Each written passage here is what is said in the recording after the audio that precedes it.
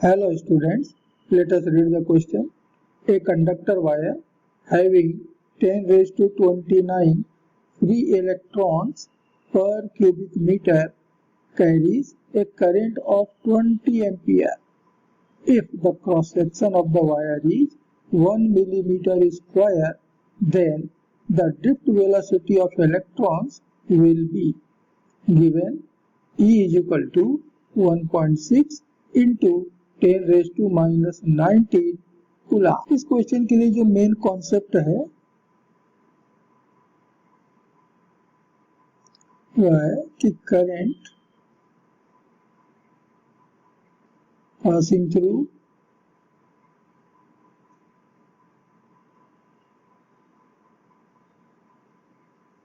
A conductor I बराबर दी जाती NAE/VD, N number of free electrons in per unit volume in the conductor, A area of cross section of the conductor, E charge of electron, and VD is called the drift speed या drift velocity।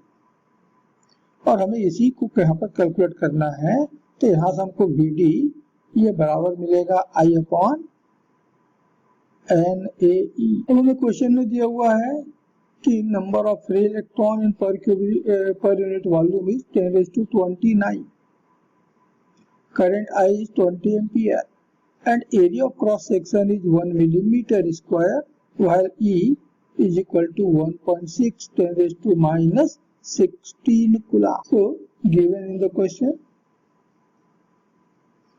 I is equal to 20 ampere, N is equal to 10 raised to 29 per cubic meter, A is 1 millimeter square means 10 raised to minus 6 meter square, and E 1.6 10 raised to minus 19 coulomb.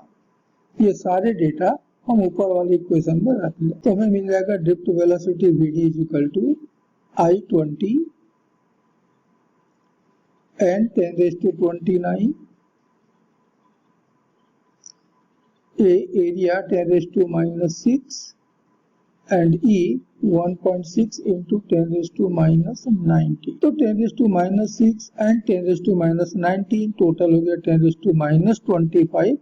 यहाँ से cancel करेंगे बच जाएगा 4, तो हमको मिल रहा है 20। यहाँ से डेसिमल पॉइंट हटाया तो ऊपर आ जाएगा 10 अपॉन 10 raised to 4 into 60। तो 4 से कैंसिल करें तो ये 4 बार में और ये 5 बार में कैंसिल हो गया। 10 इधर कैंसिल कर दें तो बच गया 10 का पावर 3। तो 5/4 मीन्स 1.25 और 10 का पावर 3 ऊपर गया तो आ गया 10 का पावर -3 मीटर पर सेकेंड, और यही इस क्वेश्चन का आंसर होगा। और तब इस क्वेश्चन का करेक्ट आंसर होगा option B 1.25 into 10 raised to minus 3 meter per second। Hope you understood it well. Best of luck.